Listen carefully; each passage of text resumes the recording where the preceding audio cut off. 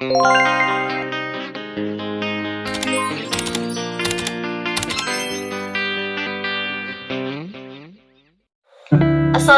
warahmatullahi wabarakatuh.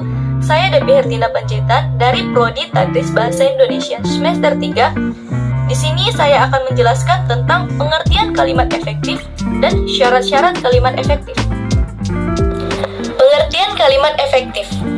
Kalimat efektif adalah kalimat yang sesuai dengan kaidah bahasa, baik ejaan maupun tanda bacanya, sehingga mudah dipahami oleh pembaca atau pendengarnya. Terdapat beberapa syarat agar suatu kalimat bisa disebut sebagai kalimat efektif. Syarat kalimat efektif yang pertama adalah kesepadanan struktur. Suatu kalimat dapat dikatakan memiliki kesepadanan struktur yang baik jika yang pertama, memiliki subjek dan predikat yang jelas. Contohnya, bagi semua mahasiswa perguruan tinggi ini harus membayar uang kuliah. Apakah kalimat ini memiliki subjek yang jelas? Tidak, karena ada kata bagi di depan kalimat membuat kalimat ini tidak memiliki subjek yang jelas. Seharusnya, kalimat yang efektif adalah semua mahasiswa perguruan tinggi ini harus membayar uang kuliah. Yang kedua, tidak terdapat subjek ganda. Contohnya, penyusunan laporan itu saya dibantu oleh para dosen. Pada kalimat ini terdapat dua subjek, yaitu penyusunan laporan itu dan saya. Agar menjadi kalimat yang efektif, maka dalam penyusunan laporan itu saya dibantu oleh para dosen. Di sini sudah jelas ya, subjeknya itu hanya satu, yaitu saya. Yang ketiga, predikat kalimat tidak didahului oleh kata yang. Contohnya, sekolah kami yang terletak di depan bioskop Surya. Mana predikatnya? Tidak jelas ya. Padahal di depan kesepadanan struktur yang baik harus ada subjek dan predikat yang jelas. Sehingga kalimat yang efektif adalah sekolah kami di depan bioskop Surya. Sekolah kami merupakan subjek, terletak adalah predikat, di depan bioskop Surya adalah keterangan tempat. Syarat yang kedua adalah keparalelan bentuk. Dalam kalimat efektif harus memiliki bentuk yang paralel. Artinya, kalau bentuk pertama menggunakan kata benda, maka bentuk selanjutnya harus menggunakan kata benda. Kalau bentuk pertama kata kerja, maka bentuk selanjutnya juga menggunakan kata kerja. Contohnya, tahap terakhir penyelesaian gedung itu adalah kegiatan pengecatan tembok, pemasangan penerangan, pengujian sistem pembagian air, dan pengaturan tata ruang. Kalimat tersebut tidak paralel, karena kata yang menduduki predikat tidak memiliki bentuk yang sama. Supaya efektif, predikatnya harus diubah menjadi kata benda semua. Menjadi kalimat sebagai berikut. Tahap terakhir penyelesaian gedung itu adalah kegiatan pengecatan tembok, pemasangan penerangan, pengujian sistem pembagian air, dan pengaturan tata ruang.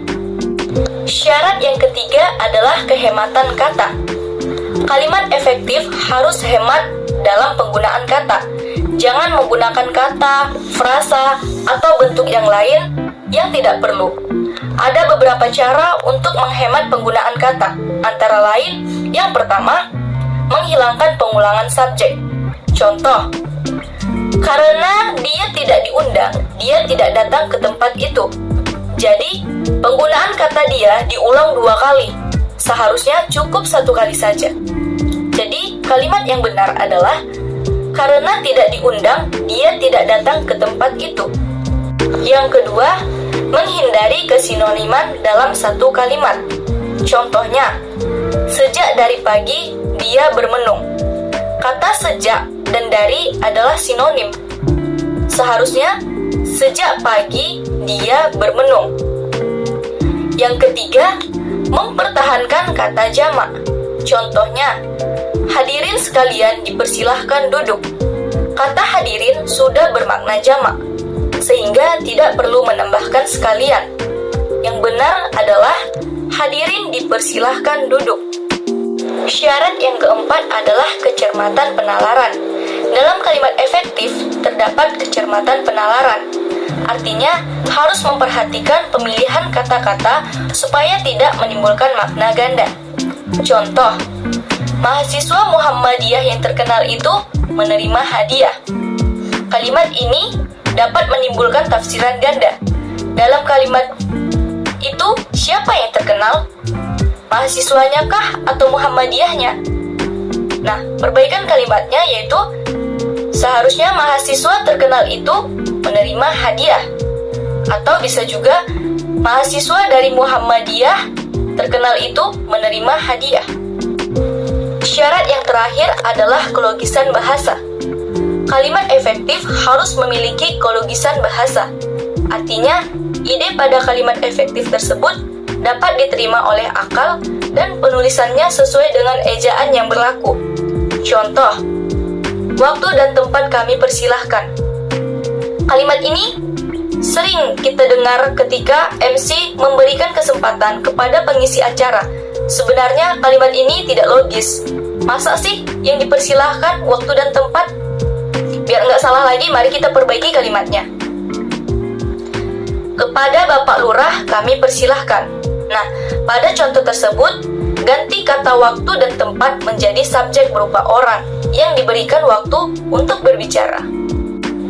Sekian penjelasan dari saya. Assalamualaikum warahmatullahi wabarakatuh.